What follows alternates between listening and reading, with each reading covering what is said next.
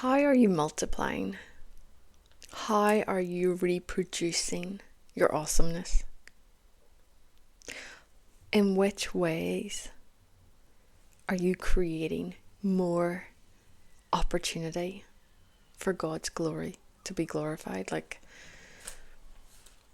how are you enlarging what God has given you and what God has actually entrusted to you with?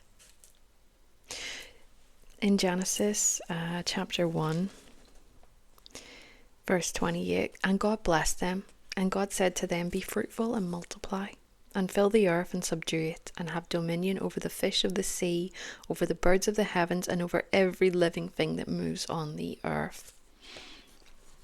Be fruitful and multiply.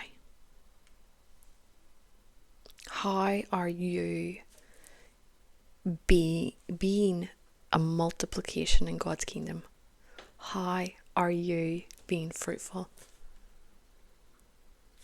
In which ways are you being fruitful? In which ways are you giving fruit out? Good for other people to taste and to taste God. And how are you multiplying that? You know, it's not just about Adam and Eve being in the garden. It's about them actually multiplying in their garden. It's about them controlling, subduing, and taking dominion. And all of these things are going to work with multiplying their fruit. In which ways are you subduing and taking dominion over your life? Ooh, that's an interesting one, actually. Because you're meant to be fruitful. You're meant to multiply that fruit. But that also comes with subduing and dominion.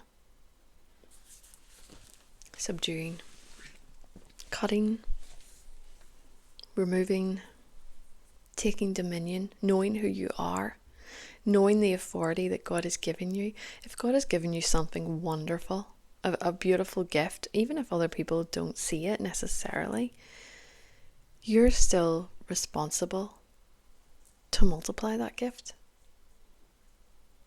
You have a responsibility to God because of that wonderful gift. God gave them the ability to have children, to work in the garden. They had a responsibility to be fruitful, multiply, subdue, and take dominion.